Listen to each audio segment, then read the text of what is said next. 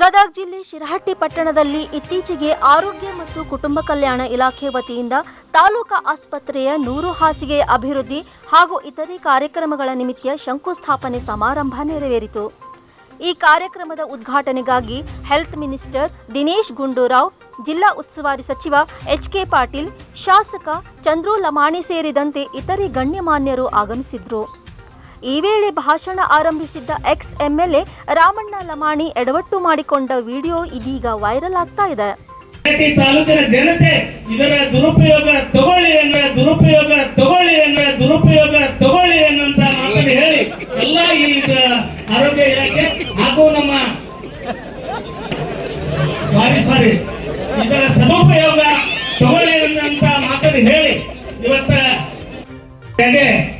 6 ಎಕರೆ ಭೂಮಿ ಕೇವಲ 85,000 ಖರೀದಿ ಮಾಡಿದೀವಿ ನಾವು. 85 ಲಕ್ಷದಾಗ ಇದನ್ನು ಖರೀದಿ ಮಾಡಿದ್ವಿ.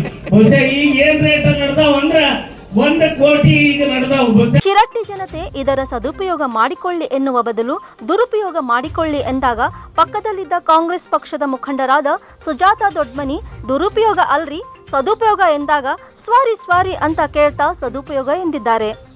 ಮತ್ತೆ ಭಾಷಣ ಮುಂದುವರಿಸಿ 85,000ಕ್ಕೆ 1 ಎಕರೆ ಎಂದಿದ್ದಾರೆ. ಕೂಡಲೇ ಪಕ್ಕದಲ್ಲಿದ್ದ ನಿರೂಪಕ 85,000 ಅಲ್ರಿ 85 ಲಕ್ಷ ಎಂದಾಗ ಮಂತ್ರಿ ಮಾನ್ಯರಿದ್ದ ಸಭೆಯಲ್ಲಿನ ಸಭಿಕರು ಬಿದ್ದು ನಕ್ಕಿದ್ದಾರೆ.